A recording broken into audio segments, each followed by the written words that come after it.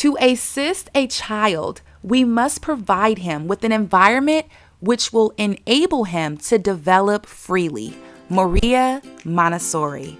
In today's episode, I am so excited to share with you 3 Montessori ideas that I am personally trying that I hope will inspire you as well. I've already seen some leaps and gains in my own children, and this is for teachers and parents, anybody who works with young children. So let's get to it right now.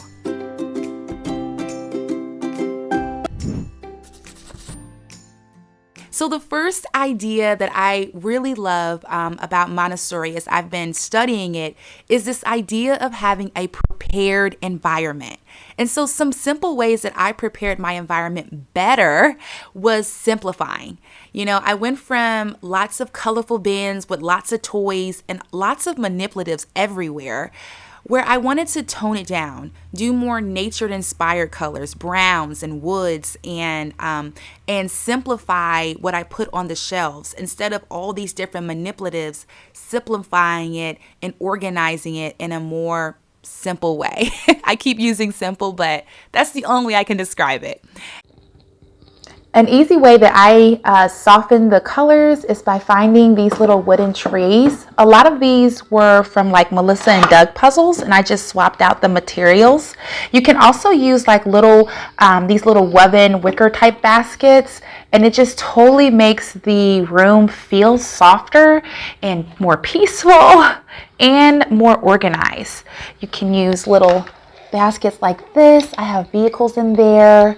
And then even if you don't have a light colored shelf, you could also still simplify your shelf by not overwhelming it. So one thing that I use, I put my little chalkboard trays here with a real glass jar. It has a little latch for children to practice unlatching and getting in there. We got Mr. Alphabet, where children are able to feed him. They can get the letters out.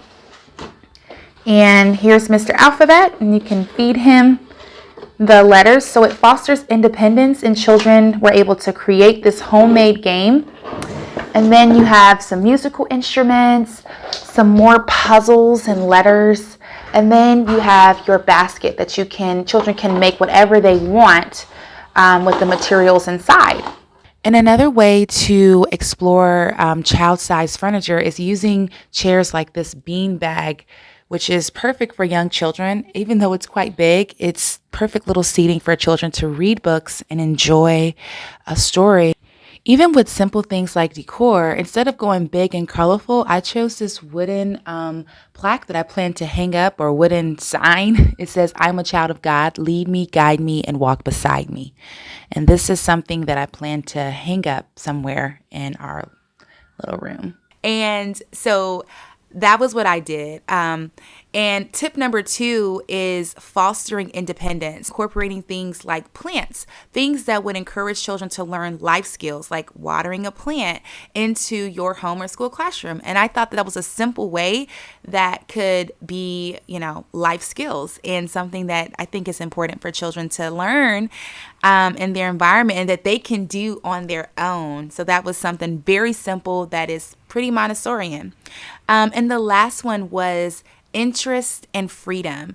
And so one thing that I love about, as I've been reading about Montessori, is the appreciation of observing your children. And as you observe your children or your students, you're able to see the things that they're interested in. I know for me, I was able to see that my child was very interested in the solar system. So we were able to take that one little concept and create our own solar system and get books about the solar system and not rush the learning process, but dig deeper, almost like that project-based type of learning. And so I really appreciate that Montessori appreciates children's interests and encourages us to go deeper and let the children their interests be explored.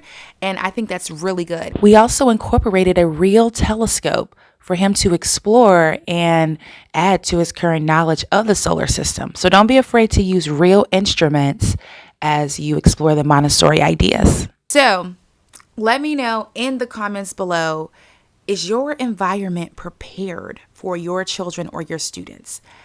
Does your environment foster independence? Are there things in your environment where the child can do without asking you for help?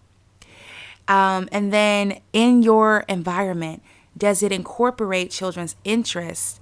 And do you allot freedom for children to explore the world around them without rush, rush, hurry, hurry, next thing, next thing?